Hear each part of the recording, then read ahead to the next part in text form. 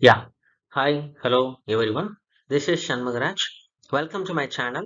One of the aims of this channel is to build a global knowledge sharing platform in the domains of project management, leadership, and agile.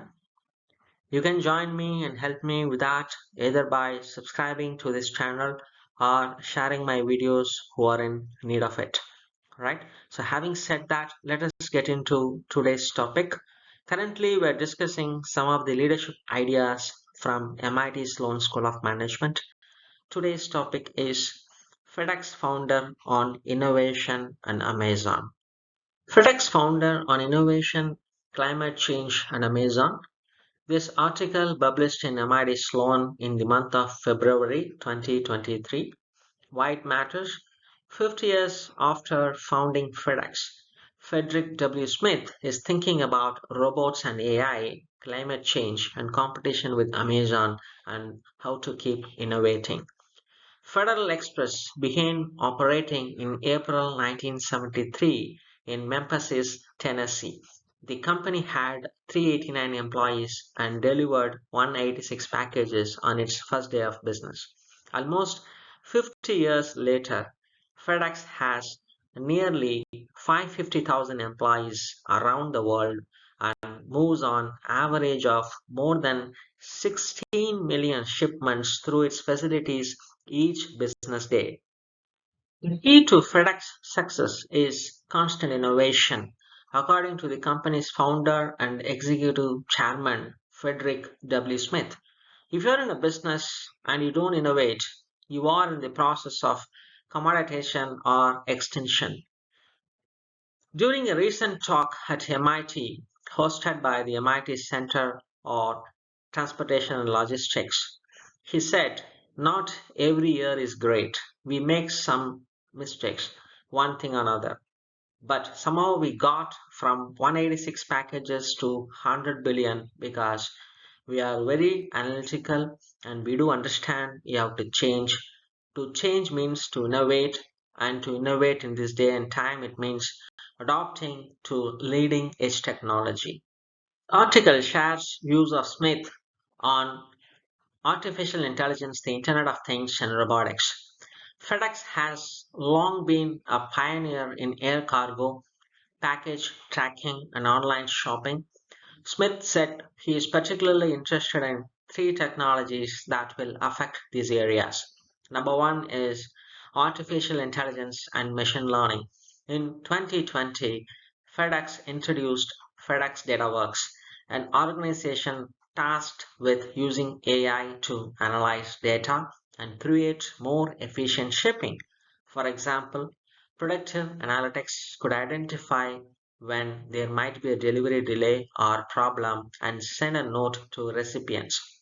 Our capabilities in that regard are going to change enormously how do we operate and give great value to our customers. And we now have customers who are essentially buying just our digital services, not our transportation services. It's nascent, but it's going to be a very big deal. Second, the Internet of Things.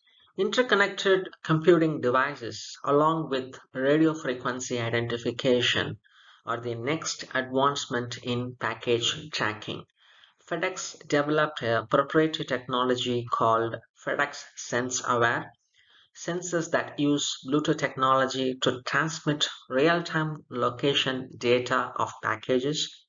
This allows FedEx to intervene and solve problems on the fly.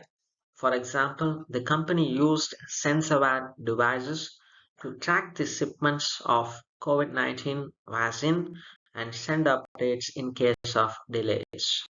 Third, robotics, particularly autonomous vehicles. Robotics is especially promising for transportation logistics, including loading and unloading trucks. Many FedEx facilities are automated. While Smith said he is skeptical about autonomous vehicles being used for personal transportation, he thinks the technology will be successful for shipping cargo via highways. I think that's on the horizon. Adding that, he expects to see trucks without drivers around 2027. Mapping and sensors are around the curve, and the processing capabilities are such that over the road highway vehicles can be safely driven. This also will be practical given that wages for truck drivers have decreased and it's been harder for companies to find drivers. I think it's coming, Smith said. Smith's view on carbon taxes and electrical vehicles as climate solution. FedEx is an energy intensive company. It takes a lot of fossil fuel to power nearly 700 planes and 200,000 vehicles. The company has adopted electric vehicles with a commitment to have all electric pickup and delivery vans by 2040. One recent investment was in all electric cargo vans developed by BrightDrop. So that sort of sweet spot of a battery technology, cars don't really match up with the subsidies, and the Tesla Semi notwithstanding, they have not gotten a battery semi truck, but for a pickup and delivery vehicles, you can make the case for them.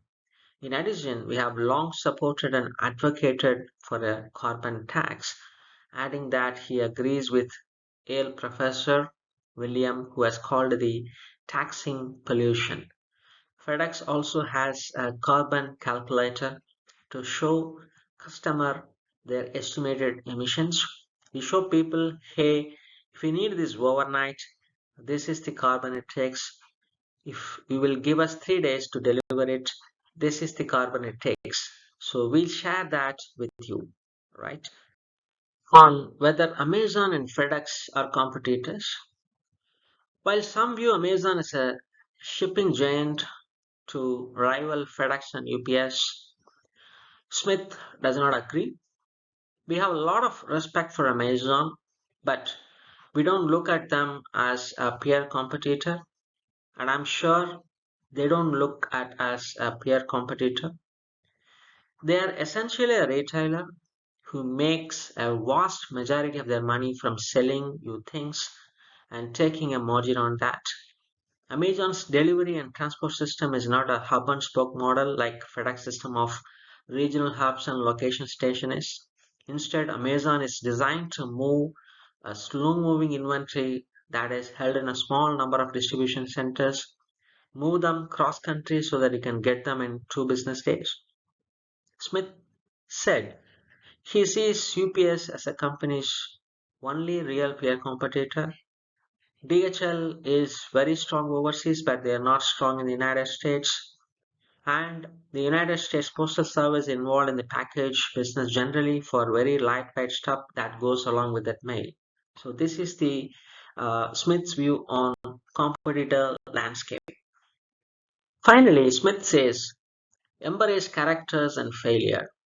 Keeping an innovative mindset requires a few key things. First, tolerate characters.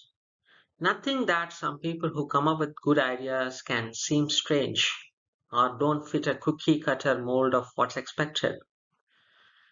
That's what people thought about me. Great ideas come from strange places. You have got to encourage it and accept it from wherever it's coming. His approach might surprise some people. I get mails, I get emails all the time. I always reply to them. I mean, if they are even remotely credible, because I want to see if maybe the persons that got the one breakthrough idea. Second, it's important to tolerate failure and reasonable risks. You don't want to bet the enterprise, but you have to got put something into research and development or try to change things. Not everything is going to work. In some, find the bright lights, don't have any preconceived notions of who they are, tolerate idiosyncrasy, and be willing to accept the failure. Come to the conclusion of this video. Hope you guys got a fair view on Frederick W. Smith, who is the founder of FedEx, on his ideas on innovation, carbon credit, and competitor landscape. Finally, he talked about embracing characters and failures, if you want to have innovative mindset. Hope you guys like this kind of videos that helps you in your leadership career. I believe this will help your way of thinking to implement innovation in your organization, right? So with that, I'm signing off. See you next video.